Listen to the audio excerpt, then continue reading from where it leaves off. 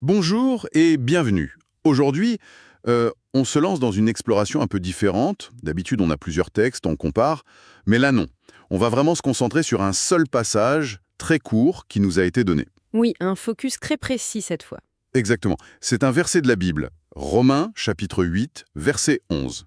Et on utilise la traduction française « Parole de vie », la version de 2017. D'accord, PDV 2017. Voilà. Et notre but, c'est le même que d'habitude, creuser, décortiquer ce verset pour voir ce qu'il y a dedans, comment il est bâti, ce qu'il veut nous dire. Prêt? Allons-y. Ok, alors je commence par le lire, ce fameux verset. Ça dit « Dieu a réveillé Jésus de la mort. Si l'Esprit de Dieu habite en vous, ce Dieu qui a réveillé le Christ de la mort donnera la vie par son Esprit à vos corps qui doivent mourir. » Hmm. Bon, première réaction à chaud, la structure est très marquée, non? On sent bien qu'il y a deux temps. Ah oui, tout à fait. C'est très net. D'un côté, paf, une affirmation. Un truc qui s'est passé avant. Dieu a réveillé Jésus de la mort. C'est posé là, comme un fait. Un point de départ indiscutable dans la logique du texte. C'est ça. Et de l'autre côté, on a une promesse. Pour l'avenir. Mais attention, il y a une condition, un si. Si l'Esprit de Dieu habite en vous, La condition est clé, oui. et si cette condition est remplie, alors, hop, conséquence, Dieu fera quelque chose pour vos corps qui doivent mourir. Ce parallèle entre Jésus et nous, potentiellement, on dirait que c'est vraiment ça le moteur du verset. C'est exactement ça.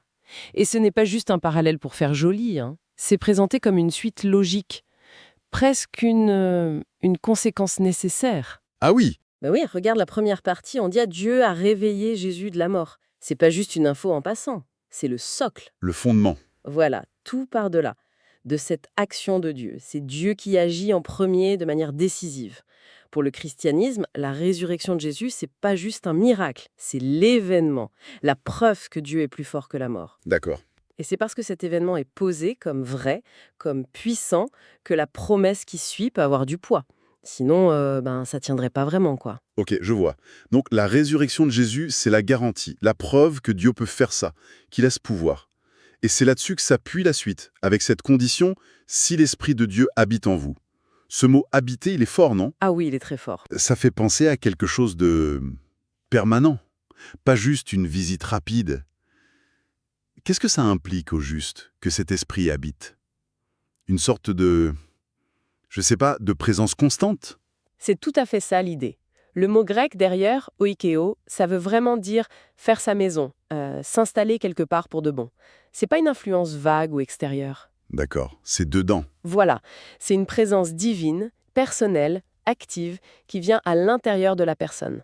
C'est assez radical en fait, comme concept. Hmm. Et regarde bien la précision qu'ajoute le texte. C'est l'esprit de qui? Euh, de ce Dieu qui a réveillé le Christ? Exactement. Le texte insiste lourdement là-dessus. C'est pas un esprit quelconque, c'est l'esprit qui est directement lié à l'acte de la résurrection. Ça renforce encore le lien. Ah mais oui, c'est vrai. C'est subtil, mais ça change tout en fait. Ça veut dire que l'esprit qui habite là, il n'est pas juste sympa ou inspirant. Il porte en lui la même force, la même capacité qui a vaincu la mort pour Jésus. C'est ça.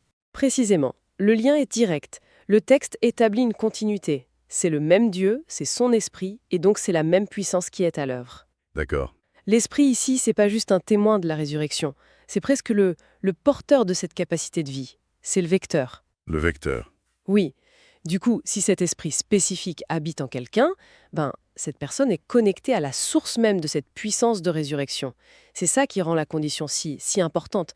C'est pas juste croire dans sa tête, c'est avoir en soi l'agent de cette puissance. Ok, je saisis mieux. Donc, cette présence intérieure de l'esprit, porteur de cette puissance-là, c'est la clé. C'est ça qui ouvre la porte à la promesse. Et quelle promesse? On y arrive enfin. Ce Dieu qui a révélé le Christ de la mort donnera la vie par son esprit à vos corps qui doivent mourir. Là, le contraste est saisissant, quand même. Ah oui, D'un côté, la réalité brute, nos corps sont mortels. Ils doivent mourir. C'est dit, cash. pas de détournement. Et de l'autre, cette promesse incroyable de vie. Une vie donnée par Dieu. Et attention, donnée spécifiquement à ces corps. Pas juste à l'âme ou à l'esprit, non, au corps. Ça va un peu à l'encontre de certaines idées qu'on peut avoir sur l'après, non? Carrément. Et c'est un point essentiel de ce verset, et de la pensée de Paul en général. L'espoir ici, c'est pas de s'échapper du corps. Non. C'est qu'une transformation du corps. Le corps physique, il n'est pas vu comme une prison à fuir. Au contraire, c'est le lieu même où Dieu va agir pour donner la vie. Le lieu même de l'action de Dieu. Exactement. Bon, le texte ne décrit pas en détail cette vie, hein, mais le parallèle constant avec Jésus, ça suggère quoi?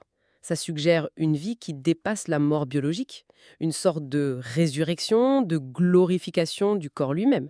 Donc, ce corps qui doit mourir n'est pas juste destiné à la poussière, il est appelé à autre chose. C'est ça l'idée forte. Et le texte précise bien comment. Par son esprit. Encore lui. Il est partout, cet esprit. Ah oui, Donc, il n'est pas juste la condition. Si l'esprit habite, il est aussi le moyen, l'instrument. C'est un peu comme si l'esprit était la prise et le courant. c'est pas mal comme image, ouais. L'esprit est vraiment présenté comme l'agent actif de Dieu dans tout ça. Il est la présence divine dedans, qui fait le lien, la condition. Oui. Mais il est aussi le canal dynamique par lequel la puissance de vie de Dieu passe jusqu'au corps mortel. C'est par lui, à travers lui, que ça se passe. Donc, ce n'est pas Dieu qui agit de loin, mais par cette présence tout près, à l'intérieur. Exactement. Ça renforce cette idée d'une action très intime, une transformation qui vient de l'intérieur. Et juste pour être sûr qu'on n'oublie pas qui est le boss, le texte le redit, c'est ce Dieu qui a révélé le Christ. Oui, la boucle est bouclée. On revient toujours à ça. La puissance qui agit dans le futur promis, c'est la même, exactement la même que celle qui a agi pour Jésus dans le passé. C'est hyper cohérent. On insiste là-dessus. Tout à fait. Et cette répétition, elle martèle une idée. L'espoir futur, il n'est pas basé sur un vague désir ou une spéculation. Non, il est basé sur qui est Dieu et sur sa puissance, qui a déjà été prouvée. C'est un argument de fiabilité en quelque sorte. Voilà, la résurrection de Jésus, c'est le précédent, la garantie. S'il l'a fait pour lui, il peut le faire pour vous. Si la collection est là. Ok. Bon, alors, si on essaie de résumer la mécanique interne de ce verset, ça donnerait quoi? Vas-y. 1. Le point de départ, la preuve. Dieu a montré qu'il maîtrisait la mort en ressuscitant Jésus. C'est acté. Mhm. 2. La connexion. La connexion maintenant. Pour que cette puissance agisse pour nous, il faut que l'esprit de ce même Dieu habite en nous. Cette présence intérieure active. C'est ça. 3. Et la conséquence, la promesse pour l'avenir. Si cette condition est là, alors ce même Dieu utilisera ce même esprit pour faire vivre nos corps, même s'ils sont mortels par nature. Oui, c'est exactement cette chaîne logique. L'acte passé fonde la promesse future qui est activée par la présence actuelle de l'esprit. C'est assez précis comme mécanisme finalement. C'est une excellente synthèse. Il y a une vraie cascade, oui. L'action passée de Dieu envers Christ rend possible et crédible son action future envers ceux qui sont liés à lui par l'esprit. D'accord? Et la présence de l'esprit, ce n'est pas juste un badge, quoi. C'est l'élément déclencheur et l'agent actif de cette transformation à venir. Ce n'est pas juste une comparaison comme Jésus est ressuscité, vous aurez une vie spirituelle sympa. Non, non. C'est présenté comme un lien de cause à effet. Et l'esprit est au milieu. D'accord, c'est clair. Mais alors, qu'est-ce que ça implique concrètement, cette logique, pour quelqu'un qui croit à ça? L'implication évidente, c'est l'espoir d'une vie après la mort, qui inclut le corps. Mais y a-t-il autre chose? Ah oui, je pense. Une implication très importante, c'est la valeur que ce texte donne au corps physique. Ah, comment ça? Dans certaines philosophies, ou même certaines religions, le corps est parfois vu négativement. Une prison, un obstacle pour l'esprit. Oui, on voit ça parfois. Ici, pas du tout. Oui, il est mortel, c'est reconnu, mais il n'est pas destiné à être mis au rebut. Au contraire, il est l'objet même de l'action de Dieu qui sauve et qui donne la vie. Il a une destinée. Intéressant. Et ça peut changer beaucoup de choses sur comment on voit son propre corps et celui des autres même. Maintenant, dans cette vie, c'est pas juste une enveloppe sans importance qu'on quittera un jour. Ok. Donc, même si ce corps est fragile, voué à mourir, le fait que l'Esprit de Dieu puisse y habiter Oui. et qu'il soit promis à une vie future, ça lui donne une dignité, un poids particulier. Ça s'oppose un peu à une vision purement matérialiste qui le réduit à de la biologie, Tout à fait.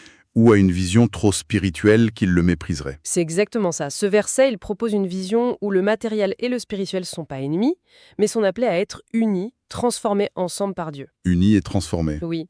L'esprit qui habite dans le corps et la promesse de vie pour le corps, ça souligne vraiment cette intégration.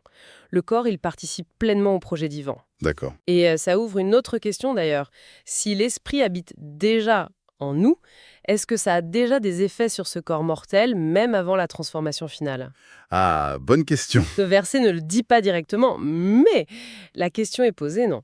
Est-ce que cette présence intérieure change déjà quelque chose à la façon dont on vit dans ce corps? C'est vrai que ça ouvre des pistes de réflexion. On parle d'une vie future, mais la condition, l'habitation de l'esprit, elle est présente, actuelle. Est-ce qu'il y aurait comme une anticipation? Un avant-goût de cette vie promise, même maintenant? Mhm. Le texte, bon, il reste focalisé sur la promesse finale, mais il pose les bases pour y réfléchir. Exactement. Le projecteur est mis sur l'accomplissement ultime, mais l'insistance sur la présence actuelle de l'esprit comme condition et comme agent, ça pourrait suggérer que la transformation, elle commence déjà d'une certaine façon. Une sorte de processus déjà enclenché? Peut-être. La vie future promise serait alors la pleine floraison de quelque chose qui est déjà semé, initié par l'esprit qui habite dans le croyant. Bon, là on va un peu au-delà du texte strict, mais c'est une implication qui découle assez logiquement de sa structure, je trouve. Ok. Donc, si on veut vraiment retenir l'essentiel de ce roman 8, verset 11, dans cette traduction Parole de vie, qu'est-ce qu'on garde? Surtout ce lien très fort Oui, entre un événement passé, la résurrection de Jésus par la puissance divine, et un espoir futur, la vie donnée à nos corps mortels. le pont entre les deux. Et le pont, voilà, c'est cette présence intérieure active de l'Esprit de Dieu. C'est lui la clé, condition et instrument en même temps.